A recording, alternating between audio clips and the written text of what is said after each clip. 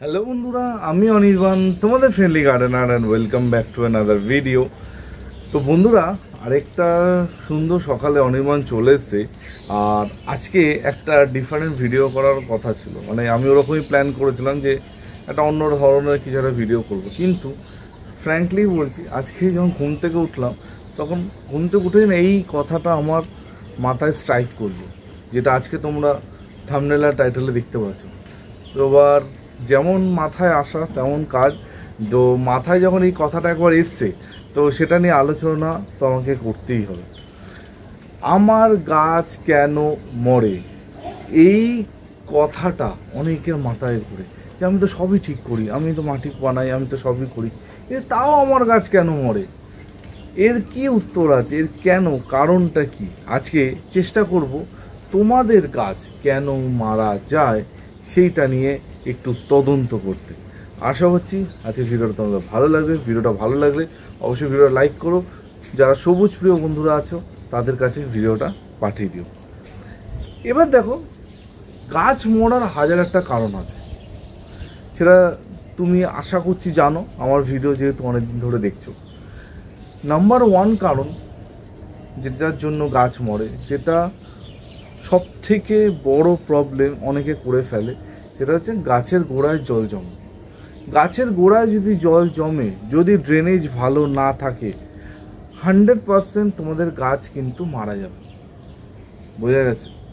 এবার এইটাকে প্রতিরোধ করার জন্য কি করতে হবে না, যখন তোমরা টব প্রিপেয়ার করছো, টবের নিচে যাতে ভালো পরিমাণে খোলামকুচি থাকে, টবের নিচে যাতে খুব সুন্দর ড্রেনেজ থাকে, যেখান দিয়ে জল খুব দ্রুততার সাথে পাস হয়ে যায়, সেরকমভাবে ড্রেনেজটা কিন্তু বানাতে হবে। একটা জিনিস মাথায় রাখবে, একটা টবে জল দেওয়ার পর যেন 10 সেকেন্ডও বেশি বলছি, মানে 10 সেকেন্ডের বেশি যেন জলটা জমে না থাকে, তার মধ্যেই যেন জলটা বেরিয়ে যায়। যদি তোমরা এইরকম মাটি ক্র্যাক করতে পারো, জীবনে তোমাদের এই জল জমা জনিত সমস্যা হবে না। বুঝে গেছে?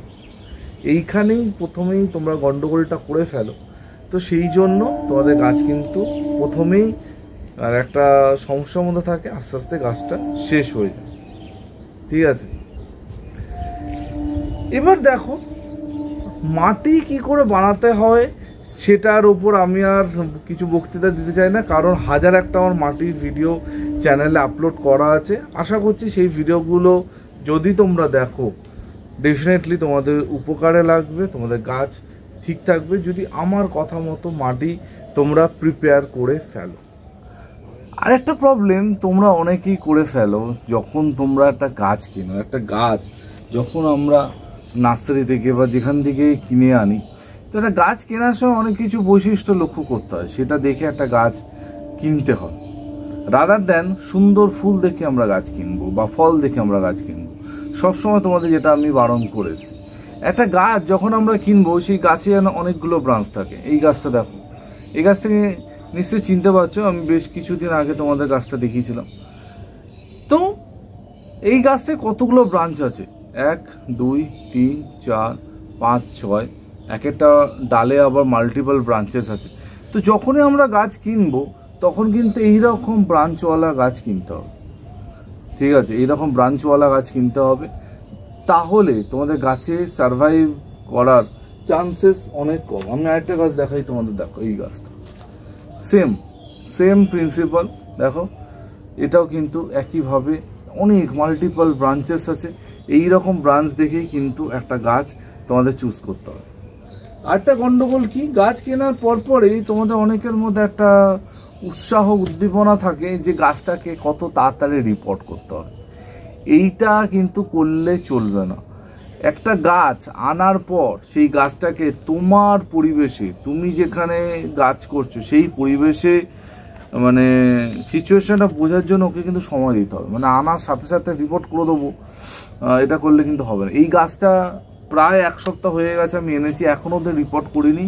যেই পটিং মিডিয়াতে, ওই পটিং মিডিয়াতে আছি। আমি কি করেছি, গাছটা আনার পর আমি একে ফাঙ্গিসাইড স্প্রে করেছি, আর এই বর্ষা কেটে যাওয়ার পর আমি হিউমিক অ্যাসিড গাছের গোড়ায় দিয়েছি। বাকি গাছে দিচ্ছিলাম তাই দিয়েছি, মানে এটা কোনো নোটবুক বা টেক্সট বুক রুলস না, যে গাছ আনার পর তোমাকে হিউমিক অ্যাসিড দিতে হবে, বাকি গাছে দিচ্ছিলাম, দিয়েছি। আর ফাঙ্গিসাইডটা অবশ্যই, ফাঙ্গিসাইডটা স্প্রে করেছি যেহেতু বাইরে থেকে গাছটা এসে, যাতে কোনো ফাঙ্গাসজনিত সমস্যা না থাকে, ঠিক আছে। তো গাছ আনার পর গাছটাকে কিন্তু টাইম দিতে হবে তোমার পরিবেশের সাথে অ্যাডজাস্ট করতে। গাছ এনে সঙ্গে সঙ্গে আমি বসিয়ে দেবো, এই জিনিসটা কিন্তু ত্যাগ করতে হবে। যারা নতুন বোগেনভিলিয়া করে তাদের মধ্যে একটা সমস্যা মানে দেখতে পাওয়া যায়, বোগেনভিলিয়া গাছটা কিন্তু মারা যায়, বোগেনভিলিয়া গাছ সার্ভাইভ করতে পারে না বিভিন্ন কারণবশত। দেখো, এবার আমি বলতে চাই না তার মাটি কীরকম বানিয়েছো, তার কি মানে ড্রেনেজ কেমন আছো, তা এই নিয়ে আমি আগেই বলে দিলাম। বোগেনভিলিয়া গাছ সার্ভাইভ না করার একটা অন্যতম কারণ হচ্ছে তোমরা প্রপার গাছ চুজ করতে পারো না। এবার দেখো, যারা অনেকদিন ধরে বোগেনভিলিয়া করছে তাদের আমি কিছু বলতে চাই না, তারা জানে ব্যাপারটা।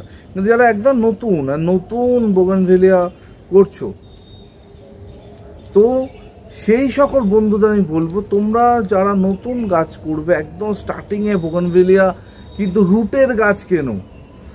রুটের গাছ কিনলে সেই গাছে সার্ভাইভ করার চান্সেস অনেক অনেক বেশি থাকে, মানে গ্রাফটিং করা গাছের থেকে অন্তত 50% বেশি চান্স থাকে। এবার তোমরা একদম নতুন বাগানি, একটা নতুন বোগেনভিলিয়া করছো, নতুন গাছ করছো, বা বোগেনভিলিয়া ছেড়ে দাও, যে কোনো গাছ স্টার্টিংয়ে রুটওয়ালা গাছ কেনো, রুটওয়ালা গাছ পারচেস করো, সেই গাছে কিন্তু সার্ভাইভ করার চান্সেস অনেক বেশি থাকে রাদার দ্যান গ্রাফটিং করা গাছ। অনেকে কি করো, সুন্দর ফুল দেখে আগেই গ্রাফটিং করা গাছের দিকে দৌড়াও, গ্রাফটিং করা গাছগুলো কেন। হ্যাঁ, ডেফিনেটলি কিনবে, আগে একটুখানি বাগান সম্বন্ধে তোমাদের নলেজ হোক, বাগানটা আগে করা শিখো, তারপর গিয়ে গ্রাফটিং করা গাছ কিনবে। তোমরা গাছ করা শুরু করছো আর গ্রাফটিং করা গাছ কিনছো, এরকম করলে অনেক সময় তোমাদের কিন্তু গাছ মারা যেতে পারে, গাছের গন্ডগোল। কিছু বন্ধুদের মধ্যে প্রবণতা থাকে গাছকে খাওয়ানোর, এটা আমি বহুবার বলেছি।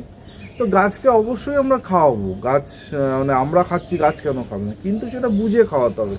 একটা ছোট গাছ হবে নার্সারিতে কিনেছো, তার মাটিতে দুনিয়া যত রকমের খাবার তোমার কাছে আছে সব দিয়ে মাটিটা বানিয়ে ফেলে এবার দিয়ে বসিয়ে দিলে, হ্যাঁ ডেফিনেটলি এটা করা যাবে যদি তোমাদের মাটিটা ওয়েল ডিকম্পোজড হয়। কোনো ডিকম্পোজ কিছু হয়নি, জাস্ট মিক্স করলে গাছ বসিয়ে দিলে 1 সপ্তাহের মধ্যে গাছ ঢলে পড়লো, গাছের গোড়া নষ্ট হলো, গাছ মারা গেল। আলটিমেটলি দোষটা কার হবে? যে তোমাকে গাছটা দিয়েছে বা যার থেকে তুমি গাছটা কিনেছো। কিন্তু তুমি যে গন্ডগোলটা করেছো, তুমি যে সর্ষের খোল দিয়েছো, বাদাম খোল দিয়েছো, হাড়ের গুঁড়ো দিয়েছো, যেগুলো ডিকম্পোজড হয়নি, কারণ এই পদার্থগুলো বা এই উপাদানগুলো আমি তোমাদের আগেও বলেছি, ডিকম্পোজ হতে মিনিমাম 2 থেকে 2.5 মাস এদের যদি মাটির সাথে মিক্স করে রাখা হয়, তারপর গিয়ে এরা ডিকম্পোজড হবে, তারপর গিয়ে তোমরা যদি গাছের সাথে মেশাও তখন কিন্তু গাছটা সুন্দর হবে। এবার সেই টাইমটা যদি তুমি না দাও, তার আগেই যদি গাছ বসিয়ে দাও, নতুন গাছ, ছোট গাছ, তাহলে কিন্তু গাছে গন্ডগোল হবেই হবে, কেউ আটকাতে পারবে না। ফাঙ্গিসাইড পেস্টিসাইড আমি সবসময় ব্যবহার করতে বলি, কারণ ফাঙ্গিসাইড পেস্টিসাইড যদি সঠিক সময় সঠিকভাবে ব্যবহার না করা হয় তাহলে তোমাদের গাছে একটা ফাঙ্গাসজনিত সমস্যা হতে পারে, একটা পেস্ট অ্যাটাক হতে পারে। এবার তার মানে এই না যে প্রতি সপ্তাহে ফাঙ্গিসাইড স্প্রে করছো, প্রতি 4 দিন 5 দিন অন্তর পেস্টিসাইড স্প্রে করছো, এটাও কিন্তু করা যাবে না। কখন করা যাবে? যদি তোমরা 100% অর্গ্যানিকভাবে গাছটা করো, তখন যদি মানে 4-5 দিন অন্তর যদি পেস্টিসাইড স্প্রে করো, তাহলে একটা তোমাদের কোনো সমস্যা হওয়ার কথা না। এবার যদি chemical fungicide, chemical pesticide use করছো আর মানে প্রতি সপ্তাহে স্প্রে করছো, সেখান থেকে কিন্তু একটা ঝামেলা তোমাদের গাছে আসতে পারে, গাছে হতে পারে। এটা সবসময় মাথায় রাখবে। ফাঙ্গিসাইড পেস্টিসাইড দিতে হবে মানে যত ইচ্ছা দেব, এটা কিন্তু একদমই করা যাবে না। বোঝা গেছে? অনেক বন্ধুদের মধ্যে প্রবণতা দেখি যে বেশি বেশি ফাঙ্গিসাইড, বেশি পেস্টিসাইড গাছে প্রয়োগ করে। কেন, কী জন্য, কী কারণে? একটা সব কিছু প্রয়োগ করার একটা পরিমাপ আছে, একটা পরিমাণ আছে, সেই মেপে ফাঙ্গিসাইড দাও, পেস্টিসাইড দাও, যা দাও সেটা দাও। হ্যাঁ, এবার তুমি অর্গানিকভাবে কিছু ইউজ করছো, সেখানে একটু 19-20 হয়ে গেলে তাতে কিছু যায় আসে না। কিন্তু যখন তুমি একটা chemical pesticide, chemical fungicide use করছো, তখন যদি এই ভুলটা করো, তোমাদের কিন্তু সেটা মারাত্মক ভুল হবে, তোমাদের গাছের ক্ষতি হবে, গাছ কিন্তু মারা যেতে পারে, গাছ কিন্তু নষ্ট হতে পারে। এটা অবশ্যই মাথায় রেখো। যখনই ফাঙ্গিসাইড পেস্টিসাইড ইউজ করবে, তার মানে মাপ, সেই মাপ বুঝে কিন্তু গাছে প্রয়োগ করো। তো মোটামুটি চেষ্টা করলাম কি কি কারণে তোমাদের গাছ মারা যায়। এরপরেও তো হাজার একটা কারণ আছে, যেমন অতিরিক্ত খাবার দিয়ে দেওয়া বা অতিরিক্ত কেমিক্যাল জনিত খাবার গাছের গোড়ায় দিয়ে দেওয়া, নিমাটোড হয়ে যাওয়া, পোকা লাগা, ফাঙ্গাস লাগা, ব্লা ব্লা ব্লা, অনেক কিছু আছে। কিন্তু আজকে আমি চেষ্টা করলাম মেন পয়েন্ট যেগুলো তোমাদের জানা উচিত, আর বিশেষ করে যারা নতুন বাগান শুরু করেছো তাদের তো জানতেই হবে। এই কথাগুলো মাথায় রেখো। অনির্বাণ যেগুলো বলছে, ওই অনির্বাণের কথাগুলো একটু যদি তোমরা মেনে বুঝে শুনে চলো, আমি বলছি আমার গাছও মারা যাচ্ছে না, তোমার গাছও মরবে না। খালি একটুখানি মাথায় রাখতে হবে কি গন্ডগোলটা তুমি করছো, ঠিক আছে? সবসময় চেষ্টা করি তোমাদের বন্ধুর মতো বোঝাতে, কোনো কমপ্লিকেটেড কথা বলে তোমাদের মাথা খারাপ করতে না। তো যেহেতু অনির্বাণ তোমাদের ফ্রেন্ডলি গার্ডেনার, তো ফ্রেন্ডলি গার্ডেনারের ফ্রেন্ডলি কথা আশা করছি তোমাদের ভালো লেগেছে। যদি ভিডিওটা ভালো লাগে অবশ্যই লাইক করো, বন্ধুদের সাথে শেয়ার করো, কমেন্ট করে তোমাদের মতামত জানিও। আর এটাও জানিও যে নেক্সট তোমরা কী টপিকে ভিডিও চাইছো, আমি ডেফিনেটলি চেষ্টা করব তার ওপরে ভিডিও করতে। আর হ্যাঁ, যেতে যেতে ভিডিওটা হাইপ করছো তো, হাইপ অপশানটা যখনই দেখতে পাবে ওটা ক্লিক করো, লাইক করার সাথে সাথে তোমরা কিন্তু পাবে। তো লাইকটা খুবই গুরুত্বপূর্ণ আমার ভিডিওর জন্য, আমার চ্যানেলের জন্য, আমাদের পরিবারের জন্য, ঠিক আছে? এই সামান্য একটা লাইক, মানে এই ভিডিও আই থিঙ্ক দেখতে দেখতে এতক্ষণ লাইক করা হয়ে গেছে তোমাদের। তো অবশ্যই চাইবো আজকে ভিডিওতে সবাই লাইক করো, কমেন্ট করো, আর তোমাদের সবুজ পরিবারে নতুন বন্ধুদের যাতে যুক্ত হয় তার জন্য ভিডিওটা শেয়ার করে দিও, ঠিক আছে? কালকে আসবো আরেকটা নতুন ভিডিও নিয়ে, আরেকটা নতুন কিছু বার্তা নিয়ে। চলো, সবাই ভালো থেকো আর সবুজে থেকো। ততক্ষণের জন্য বাই বাই।